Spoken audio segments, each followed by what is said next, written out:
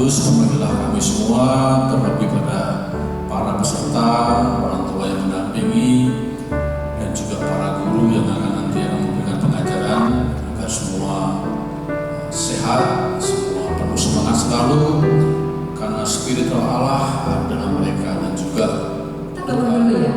Halo, kalau saya halo, Bapak Ibu hai. Halo, hai, halo, baik. Bapak Ibu, saya punya sahabat. Bapak Ibu punya sahabat? Tahu satu, tahu dua, tahu tiga, tahu dua tiga. Luar biasa, luar biasa semua. Sudah masuk.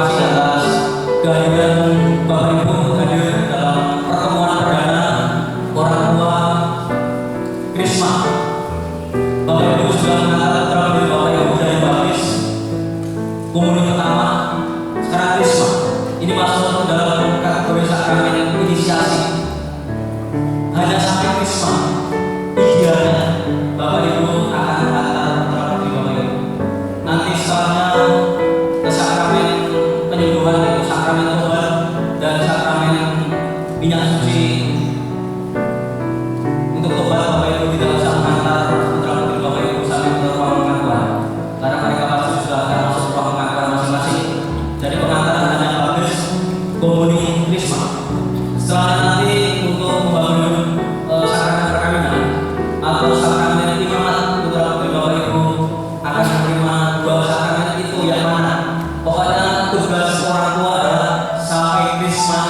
yang boleh dikatakan itu sangat menggairahkan karena harus mengantar dari komuni dan juga krisma. Sekali lagi mari kita bersama-sama memberi pembekalan yang baik untuk generasi muda gereja kita. Karena kalau mereka hebat maka gereja juga akan hebat.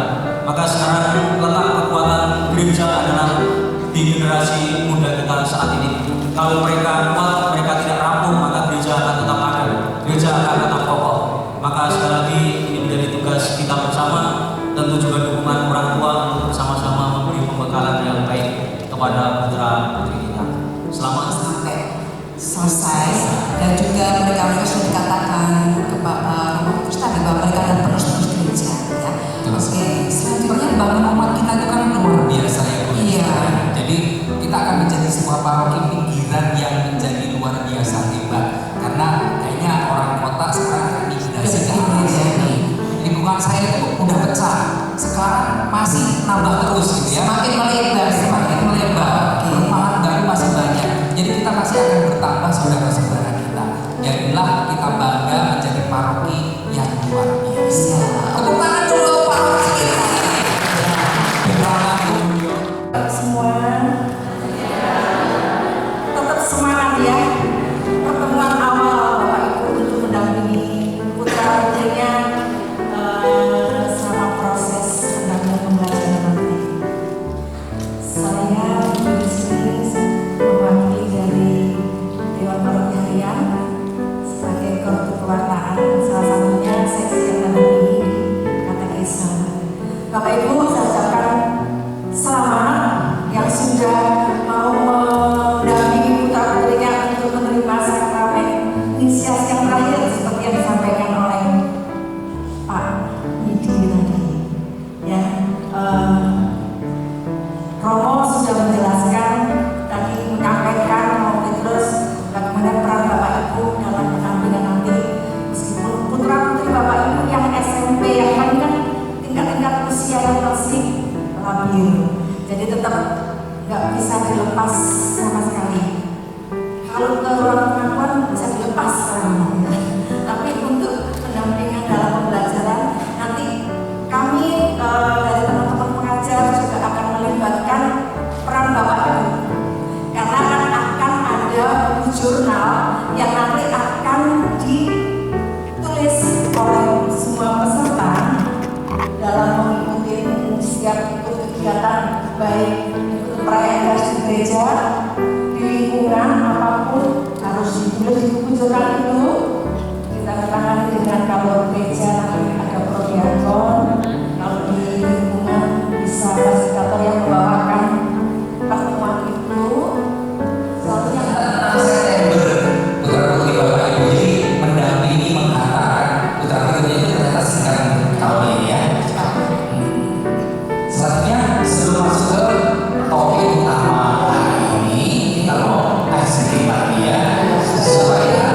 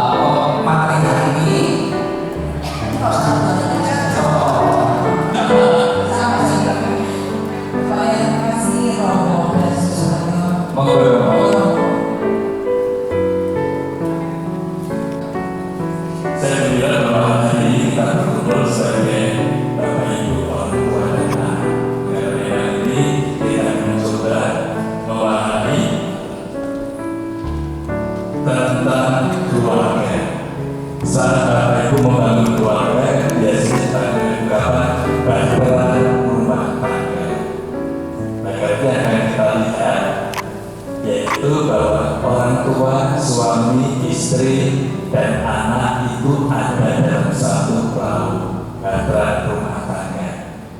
Nah ini akhirnya membawa kita untuk melihat bahwa mendampingi iman itu jelas tanggung jawab utama dalam Bapak Ibu, supaya nanti kita bisa melihat bahwa iman itu warisan yang paling mahal untuk putra putri, iman dan kasih. Karena itulah kita bisa melihat bahwa kita keluarga itu berada dalam satu bahtera yang mencoba memahami bahwa setiap pribadi itu mempunyai andil yang sama untuk perahu itu supaya berlayar dengan baik, membuahkan sukacita kebahagiaan.